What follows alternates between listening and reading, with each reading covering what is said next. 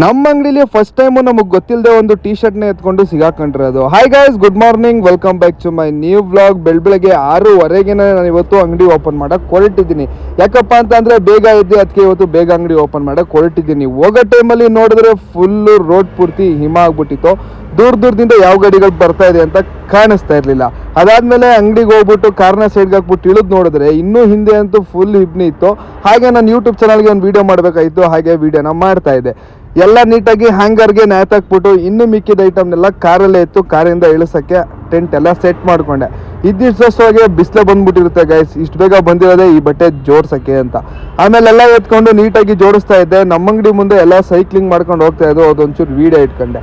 ಅದಾದಮೇಲೆ ಮಧ್ಯಾಹ್ನ ಒಂಚೂರು ಕಸ್ಟಮರ್ಗೆ ಬಂದರು, ವೀಡಿಯೋ ಮಾಡೋಕ್ಕಾಗಲಿಲ್ಲ. ಯಾರೋ ಒಬ್ರು ಕಸ್ಟಮರ್ ಬಂದರು, ಅವ್ರದ್ದು ವೀಡಿಯೋ ಮಾಡಲಿಲ್ಲ. ಯಾಕಪ್ಪ ಅಂತಂದರೆ ವೀಡಿಯೋ ಮಾಡೋಕ್ಕೆ ನಂಗೆ ಇಷ್ಟ ಇರಲಿಲ್ಲ. ನನಗೆ ಗೊತ್ತಿಲ್ಲದೆ ನನ್ನ ಅಂಗಡಿಲೇ ಒಂದು ಟಿ ಶರ್ಟ್ನ ಕತ್ಕೊಂಡು ಹೋಗ್ತಾ ಇದ್ರು, ಮತ್ತೆ ವಾಪಸ್ ಮಡಿಕೊಂಡೆ. ನಿಮಗೊಂದು ಟಿ ಶರ್ಟ್ ಬೇಕು ಅಂತ ಅಂದರೆ ಕೇಳ್ಬಿಟ್ಟು ಇಸ್ಕೊಳ್ಳಿ, ಆದರೆ ಕದಿಯಕ್ಕೆ ಹೋಗಬೇಡಿ ಅಂತ ಹೇಳಕ್ಕೆ ಇಷ್ಟಪಡ್ತೀನಿ. ಇವತ್ತಿನ ಬ್ಲಾಗಲ್ಲಿ ಇಷ್ಟೇ. Love with care, bye.